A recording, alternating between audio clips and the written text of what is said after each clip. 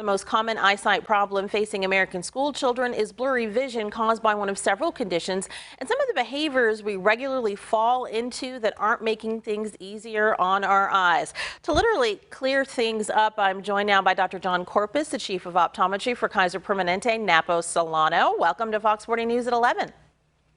Good morning, Sansere. Thank you so much. I'm going to thank you for being here because I think this is something that ends up affecting a lot of families. And doctor, my dad is an optometrist as well. And one thing he always says is that people kind of ignore their eye health because with most problems, there isn't a sharp pain associated with them. So families don't rush to take care of those problems right away. So we may be, deep into the semester before someone figures out that little Johnny can't see the blackboard so well, or enough parents getting their kids' eyes checked before school starts. No, honestly, they're not. And I think there's so many times we have to wait for the school nurses or the vision screenings to take place. But it's important to see that, like you said, it's not just blurry vision. Kids can complain about sandy, gritty feeling in their eyes. They can complain about headaches, fatigue, neck pain. Definitely a good, thorough, comprehensive exam would spot out any visual correction needs, glasses or contacts. So I would encourage every parent, it's the beginning of the school year.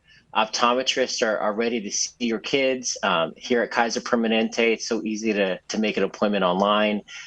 So definitely, please schedule your annual eye exam for your child. Everything is happening on little screens in our lives. Kids are going to be on desktops, laptops, iPads, phones, trying to complete their assignments and then also have fun. That kind of prolonged use can lead to eye strain. Now, you just ran down some of the things that parents need to look for. How else do you know if that's happening with your child? Are they rubbing their eyes if they're feeling eye strain? I mean, that's true too. Obviously, with schools nowadays, there's definitely a lot more visual demand on devices. I definitely recommend watching your student if they should be about arm's length, 25 inches away from their monitor. Make sure the monitor is as just below eye level. Also, please just be aware that we may need to remind our students and our children that they need to take 20-second breaks after 20 minutes of computer use looking 20 feet away. I call it the 20-20-20 rule because computer vision syndrome and digital fatigue is very prominent in our young people today. And what could the impact be if that kind of eye strain goes untreated or unaddressed? I mean, unaddressed, I see it all the time with reports from the school board and the school district. It could lead to misdiagnosis of learning disability. So it's very important that we think proactively and think instead of being reactive and just get your child's vision tested today.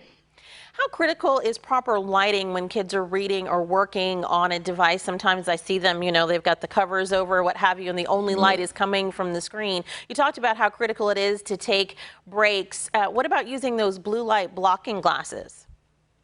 I mean, blue light blocking glasses definitely. I think it's for some people it's helpful.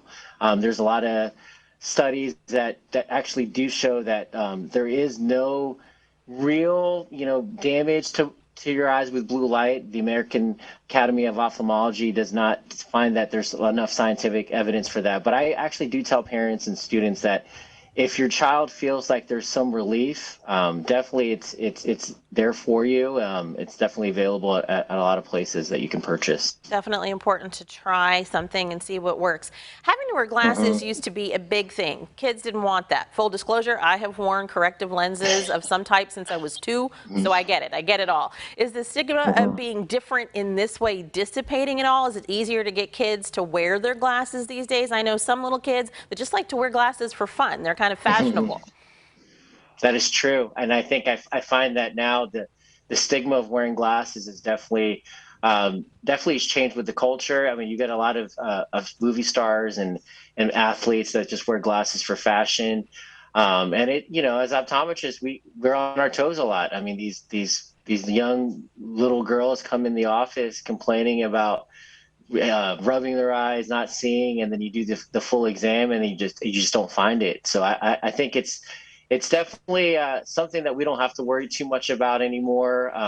Again, I'm very happy to prescribe it or not prescribe it. Great if to needed. see that people are thinking about glasses differently because they only help you if you actually wear them. So thank you so much, Yes. Doctor, for coming in to get everybody on track for the start of school and hopefully seeing all of their lessons. We appreciate you. Thank you so much. You have a good morning. You too.